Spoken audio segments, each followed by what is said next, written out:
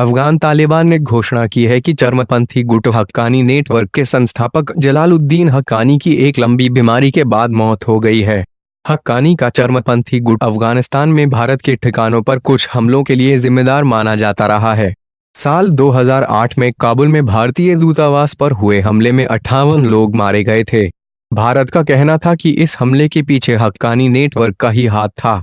इसी गुट पर अफगानिस्तान भारत के अलावा कई देशों के दूतावासों, अफगान संसद की इमारत, स्थानीय बाजारों और कई अमरीकी सैन्य अड्डों पर हमले के लिए जिम्मेदार बताया जाता है।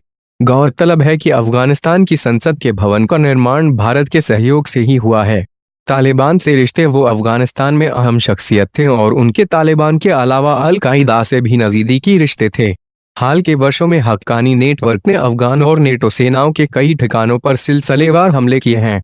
ऐसा माना जाता है कि साल 2001 के बाद से हक्कानी नेटवर्क की कमान जलालुद्दीन हक्कानी के बेटे को थमा दी गई थी। कई बार उड़ी अफवाह जलालुद्दीन हक्कानी की मौत के बारे में जारी बयान में मरने की तारीख और जगह का कोई जिक्र नहीं है। अफगान तालिबान ने बयान में कहा है, जैसे अपनी जवानी में उन्होंने अल्लाह और उसके मज़हब के लिए मुसीबतें झेलीं, वैसी बाद के सालों में उन्होंने बीमारी से लंबे समय तक संघर्ष किया। जलालुद्दीन हक्कानी की मौत की अफवाहें कई सालों से उड़ती आ रही हैं। साल 2015 में हक्कानी नेटवर्क के करीबी सूत्रों ने बीबीसी को बताया था कि जलालुद्दीन साल भर पहले मर चुके हैं, लेकिन इस बात का तस्दीक कभी नहीं। आदर्श योद्धा जलालुद्दीन हक्कानी 1980 के दशक में अफगानिस्तान में सोवियत सेना के खिलाफ गुरिल्ला संघर्ष के बाद खबरों में आए थे।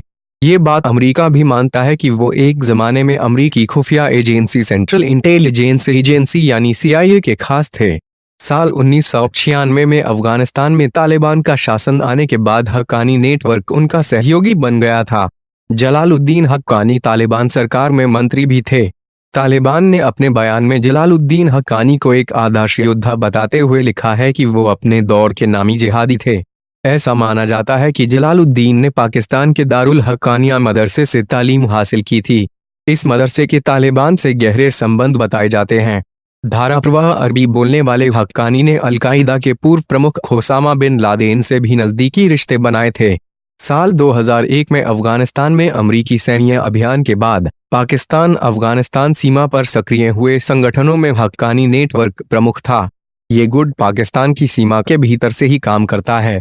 काबुल में साल 2017 में विस्फोटकों से भरे ट्रक से धमाका किया गया था, जिसमें 150 लोग मारे गए थे। इस हमले के लिए हक्कानी नेटवर्क को जिम्मेदार माना जाता है।